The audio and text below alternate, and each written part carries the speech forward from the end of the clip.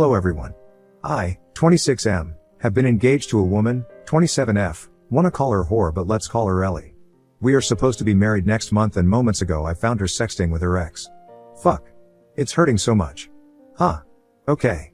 So, I've been seeing this woman for over 4 years. Last summer she brought up the topic of getting married. Honestly, I was taken aback. Not that I was not serious, but the thought of marriage didn't cross my mind. But when she talked about it, I was like, why not? I loved her. We have known each other for 5 years, dating for 4. The next move was definitely marriage for me. So, we planned a spring wedding this year. This new year, I bought her a ring to call it official. She too gave me a ring on Valentine's. I thought everything was perfect until it's not. I cannot imagine she had been doing this at my back. Sorry for spreading this all over. So, Ellie has gone for a 2-day work trip this morning while I'm working from home. We have a common PC at home. Since she works for a bank, she's not allowed to open her personal email on her work laptop. So she uses the home PC most of the time. I have my personal email logged into my office laptop. I also have a tab so I rarely use the PC. To her bad luck, my laptop crashed and I had to use the home PC. I logged in through my email and continued with my work. I didn't notice her mailbox was open in another minimized browser. After a while, I see an email popping up with the name, Felix, too tired to invent a fake name. So Felix, if you're reading this, screw you. I knew that Felix was her college sweetheart and her ex. They had been dating throughout their college years. The reason for their breakup, she gave me, was that he moved back to his country. It was almost after a year of their breakup that we met, and almost after a year of knowing each other, I asked her out. Once in the initial days of our dating, I was talking about my past relationship which didn't end well. I asked her how she felt about her past. She told me that they broke up amicably and she wasn't bitter about her ex at all. I don't know why, but it bothered me for a while. Though there was no reason at that time, I asked her if she was still in touch with her ex. She denied. That was the end of the conversation. She didn't give me any reason to pester on that point. Fast forward to today, I saw Felix's email. I promptly opened it without thinking twice, and oh my god, it made me throw up. It was an endless chain of emails. The most outrageous thing I have ever seen. This whore was talking about how she misses him every day and how she satisfies herself thinking about the wild nights they had. I mostly read her replies than his. It was about sexual pleasures, as how she touches herself and how she gets wet just by thinking about him. She describes how she wants to be touched by him. Apparently, she craves how he used to bang her back door. Her exact words were, "My $8 hole itches to take you in." It's been ages since someone drilled that hole. I was puking after reading this. One moment, I thought, was it really her, or if the account got hacked or something, but it was a long ongoing thread for months. I can't imagine she's the woman I was madly in love with. Let me tell you, she's a liar. We occasionally go at null. In fact, she's the one who doesn't like it saying it hurts her. I respect her choices and boundaries and never force her into something that she's not comfortable with. And this whore complains about her yearning a hole. At this moment, I really want to bang her hard and rough and rip her $1 off. 2 days back, she had emailed him, "I don't know why am I even marrying this person when is ween. He is half of yours." Lol. To this he responds, "Raffle, poor guy, could you guys imagine the pain I went through while reading it and even while writing this? I want to bury myself somewhere. How can I possibly face myself that my would-be wife was talking shit about me with her ex without giving me any clue? I'm continuously pinching myself to check if this is actually happening to me or if it's just a bad dream." It's kind of funny that on the same day when she wrote that email, she said to me, "You're too big for me. You know my body so well. Booyah, you're so good in bed." This was her exact expression. Men don't forget these compliments, I tell you. Does this mean she was lying to me? Before this question comes up, let me clarify, there has never been any problem in bed. She says she doesn't have a large appetite and we do it mostly 2 to 3 times a week. She goes for 2 days work trip every 6 months and she comes horny. I look forward to satisfy her after that. I really don't know what to do, or how to react. Should I wait for her to return and have a confrontation before making any decision, or should I just ghost? Honestly, there's so much rage inside me right now. I feel like smashing everything and burning down the house. I have not spoken to anybody yet. Not my family or my friends. I'm getting married next month. What do I even tell these people? That my would-be wife was sexting her ex while lying naked with me. I want to chase her down wherever she is, slam the screen on her face, and ask her for an explanation. Has anyone been in this kind of situation before? How did you deal with this, man? I'm freaking out. Edit, I'm turning insane. My emotions are just so volatile. It's like a wave. One moment, I think I should wait for her to come. Another moment drives me crazy and I want to vanish in thin air. Shit, I haven't moved from this chair for the last 2 hours, ever since I discovered the cheating whore. I guess I have wasted enough time just thinking about this situation. It's time for action. Update 1. Hello, thanks fellas. I shut down the PC and then reopened this sub from my phone 6 hours later and boom, 50 plus comments. Sorry for not being able to reply to each one of you, but I want to thank all of you who made an effort to read my mambo jumbo story and comment/advice. Some of you picked up on me saying I was never engaged. How could I call her my fiancée? I don't know what social structure you guys follow, but in our case, since we were about to get married and we exchanged rings, I considered myself to be engaged. People asking me if there were any red flags. No, HLL no. No red flags at all. She was the one who brought up the topic of marriage. In the last 4 years of dating, there was not a single sign or deceit. It was a perfect relationship. That's what she made it look like. That's the reason I was so much in shock. My first relationship also ended with my girlfriend cheating on me, but it wasn't a shocker because she displayed the red flags all open. I caught her cheating at her very first instance. Hence, in this relationship, I always kept my eyes and ears open. Talking about updates, so yeah, like most of you suggested, I ghosted. There was nothing left to be confronted after reading those long threads of emails. I want to thank the user EagleKing47 for a kicker suggestion. I downloaded the email and forwarded it to my phone. Though I didn't need any evidence, yet never hurts to have it in my back pocket. You know, in case. So, I printed it and kept it as a backup. Here comes the action. First, I changed the locks of the house. Called up my manager and told him about the crisis. Not in detail. Just at the surface level that I had to call off my wedding. He sort of understood and gave me 2 weeks time to have my shit together. Packed my stuff. Booked a cheap motel for a month. Got a discounted rate because of the long stay. Next, I packed all her stuff and sent it to storage. I kept the storage receipt at the door. She syncs her contacts and photos on her Gmail. I deleted all of them. We had a joint account where we were putting in money for our wedding. I took out my share, which was like 70%. I canceled the venue and got a 50% refund. I canceled all the other bookings, like photographer, caterer, etc. Got the refund from most of them. Basically, I utilized those 2 days to its full potential. In these 2 days, she texted and called me as usual, but my ghosting had already started. I didn't block her yet. I wanted to see how she reacts to all these. If at all, she figures out. There was a series of messages from her in those 2 days. You know, I lost all my contact from my phone. All the photos are gone. I guess my phone has malfunctioned. Thank God, it's backed up at home PC. What's up with you? Are you okay? Why ain't you replying? Why are you mad at me? What happened to you? Why ain't you responding to my calls? She contacted my parents and brother to check if I was fine. They had no clue about all this. Mom immediately called me. I answered her phone and told her not to say a word to Ellie. Just tell her that I didn't respond.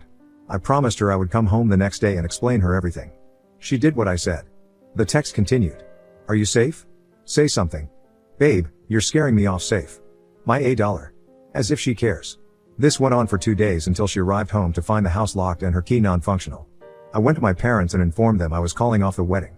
I told them Ellie had been emotionally cheating on me. That's it. No details. They understood and didn't probe me further. They assured to support me through all means only if I promised to not harm myself. I said I have crossed that phase. I'm safe in that way. Here's the meaty part. Ellie lost her mind when she saw the house was locked. She got the storage paper at the doorstep. It was signed by me. Quite predicted, she relentlessly bombarded my phone with her calls and voicemail. What the hell happened? Are you at home? Why did you do this to me? Did you find someone else? After making fun of me with her ex, she had the audacity to turn it around me and question if I was cheating on her. It was kinda satisfying to see her going through waves of emotions. Her texts and voicemails said so. One point, she started begging, baby, why are you doing this to me? I love you. We're gonna get married next month. Whatever issue you have, we can surely resolve. Then another moment, she goes, you're a coward and juvenile. Son of a bitch. You are no man. You chose to hide. I know you have been fucking behind my back. She was projecting her insecurities on me. When she eventually realized that I had deleted her contacts and her pictures and whisked out my share from the joint account, she got crazy. She turned explosive and that's when I blocked her. She has already hurt me enough.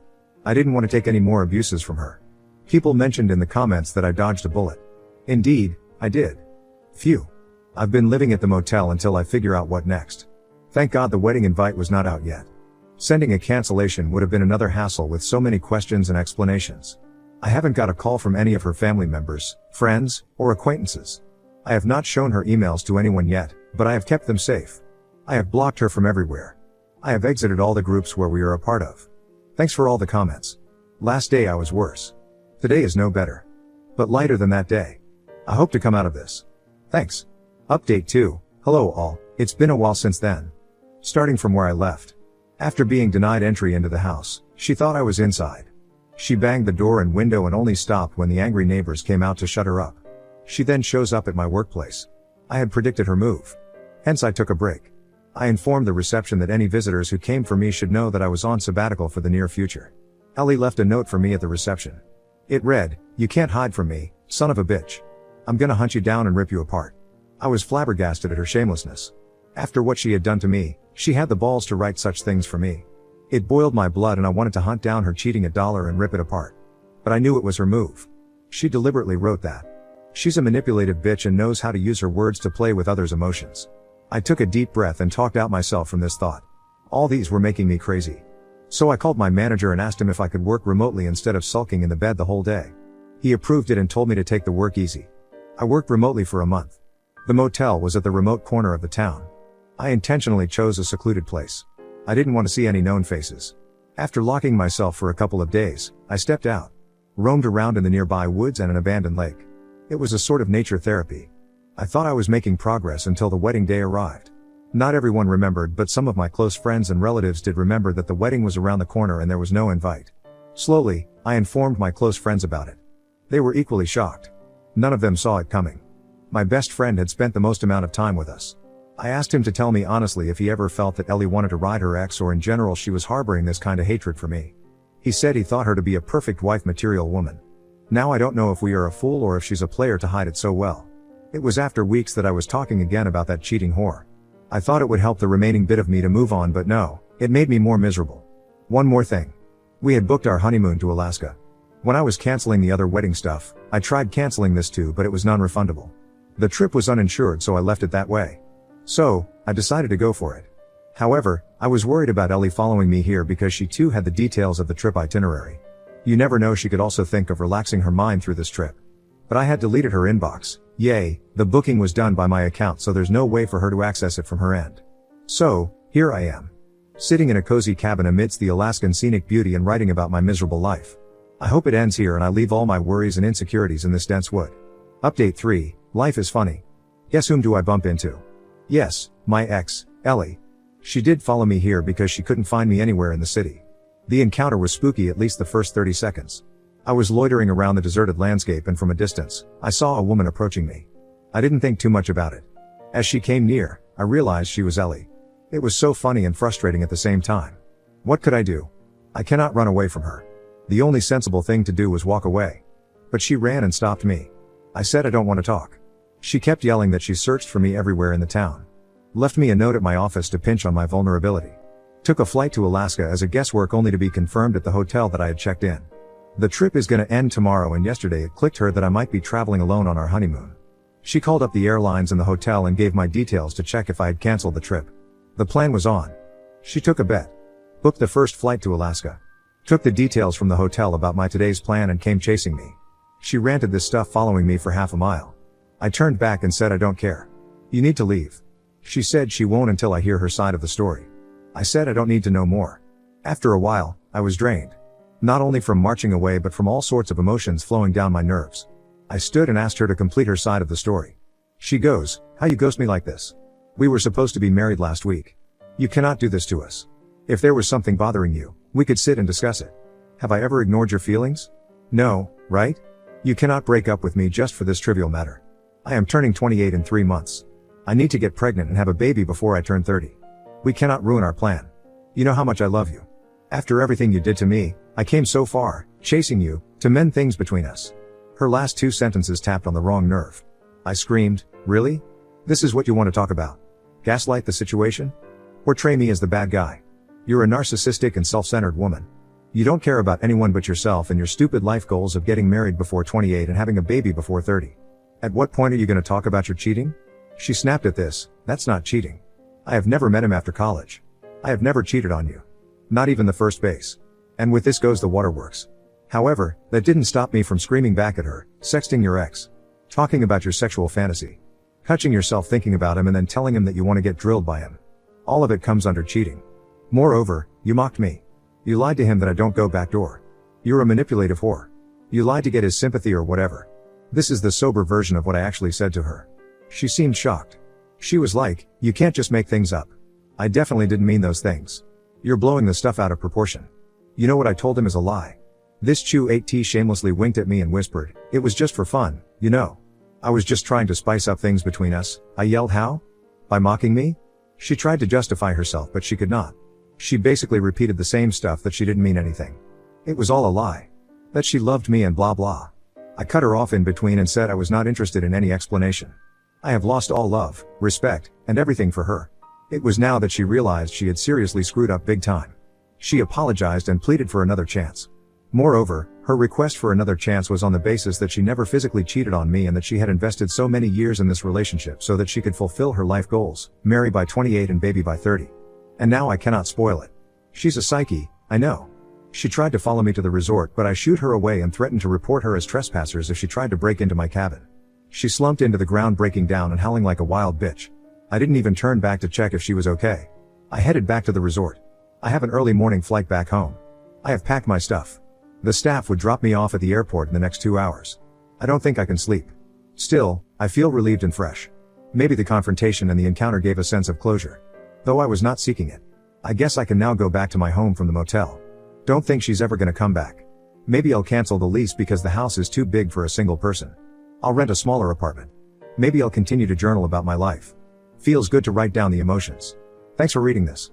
Looking forward to stay in touch and contribute to the community. Cheers.